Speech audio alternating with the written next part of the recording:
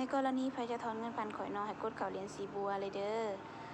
หลังจากนั้นก็เข้าไปถอนตอนนี้เลยเข้าบนถอนตอนนี้เนาะหลังจากนั้นให้ไปผูกบัญชีเด้อไปผูกกดเข้าบนผูกบัญชีบนนี้เนาะหลังจากนั้นให้เข้าไปบนตัวสีเขียวๆนี่เด้อไปผูกตัวนี้วิธีผูกก็คือกดเข้าไปแล้วก็เข้าไปเนาะ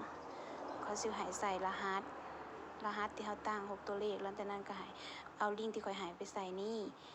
แล้วก็กดส่งมันจะเนาะตรวจสอบอยู่4 วิหลังมันตรวจสอบผ่านเฮาก็กดตัวอันนั้นเลยตรวจสอบแล้วหลังจากนั้นก็กดส่ง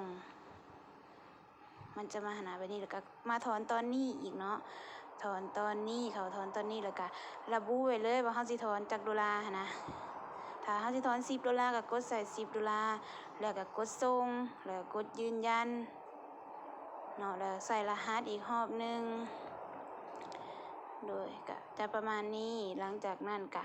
มันจะมีข้อความเขาว่าเนาะว่าโอนเรียบร้อยแล้วแต่หลังจากนั้นก็ส่งอันมาให้ข่อยแล้วข่อยจะโอนเหรียญให้เนาะ